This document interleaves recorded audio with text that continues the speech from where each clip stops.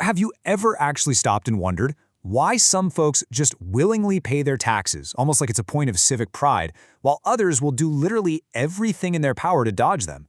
Well, welcome to this explainer. Today, we're diving into this massive economic puzzle. We're going to explore the real psychological drivers behind government trust using a really fascinating data-rich study from Pakistan's public sector. Usually, we tend to treat taxation like it's just a strict legal obligation, right? We think, oh, just pass stricter laws, print more confusing forms, threaten heavier audits. But as we'll see from this research, compliance isn't actually just about fear. No, it's fundamentally about human psychology and that unwritten social contract between a state and its people. 40%. Seriously, let that sink in for a second. According to the research, that's the estimated size of Pakistan's shadow economy as a percentage of its total GDP. I mean, imagine that. Nearly half of an entire nation's potential economic engine operating completely off the books. We are talking about billions of dollars in ghost money. That's billions literally locked away from building roads, funding hospitals, and driving national development. It's a staggering figure. But here's the kicker. The researchers argue this massive gap isn't really about bad accounting software or a lack of tax inspectors or even inherently weak tax laws. The problem is actually rooted way deeper. It's all about human behavior. So instead of just looking at audits, we really have to ask a much more fundamental question. Why do citizens stop paying taxes in the first place? This study frames this massive shadow economy, not just as some giant accounting error, but as a symptom of a much deeper behavioral mystery. Because think about it. When citizens evade taxes en masse, they're making a psychological declaration. They're basically saying, out loud and with their wallets, that the unwritten social contract between them and their government is totally broken. So let's use some hard data to unpack exactly how that contract fractures, and more importantly, how we can actually rebuild it. All right, part 1, the anatomy of trust. To fix a massive economic leak like this, policymakers first have to understand the yardstick citizens use to measure their government. And that yardstick?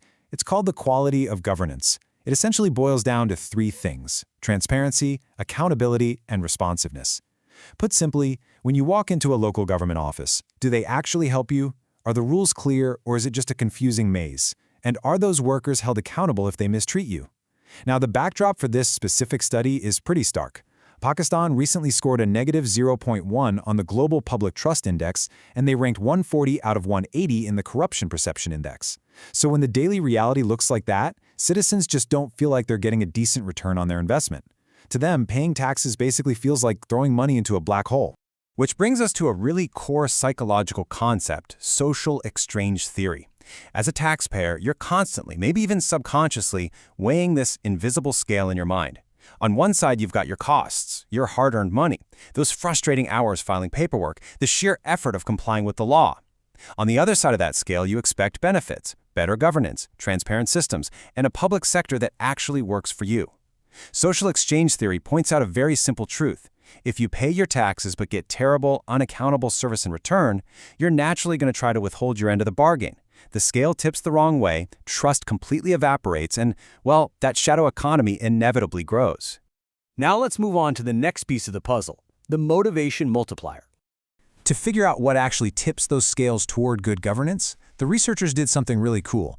They collected data by pairing 400 public sector officers directly with the taxpayers who interact with them.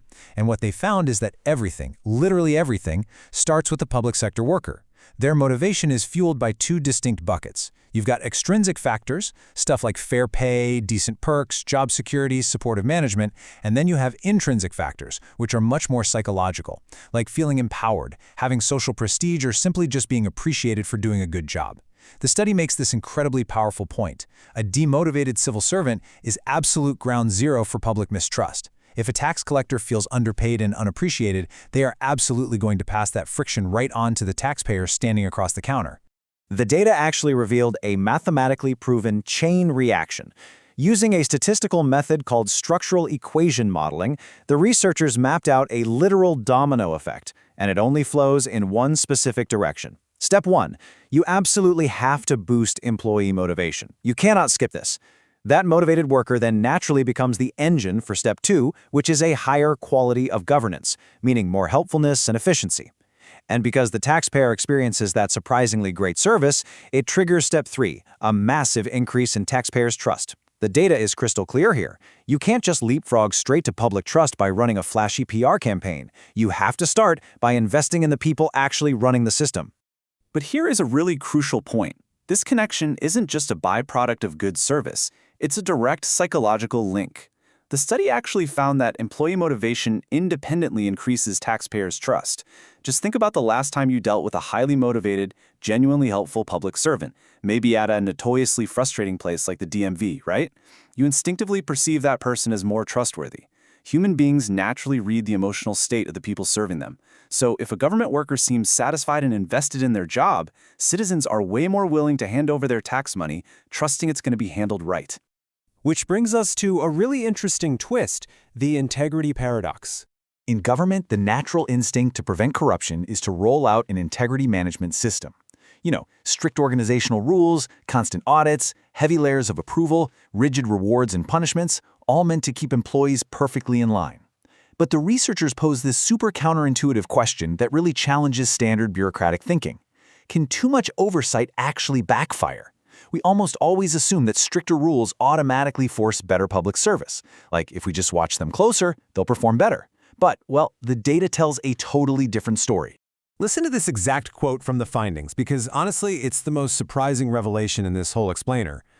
The quality of the integrity management system has a negative moderating effect on the relationship between employee motivation and the quality of taxpayers' governance. Okay, let's translate that academic speak into plain English.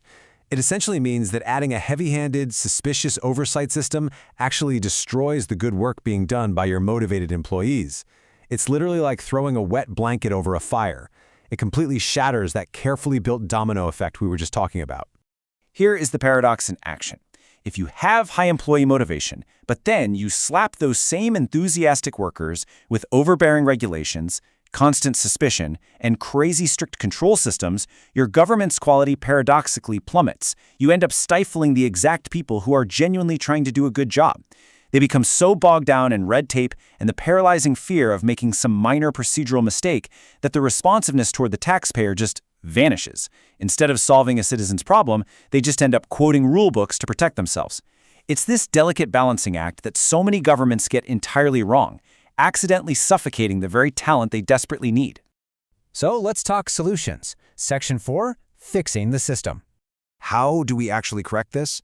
If you're a policymaker trying to rescue a failing tax base and pull a massive 40% shadow economy back into the light, you can't just audit your way out of it. You have to fix the system from the inside out. Here's the blueprint, straight from the data.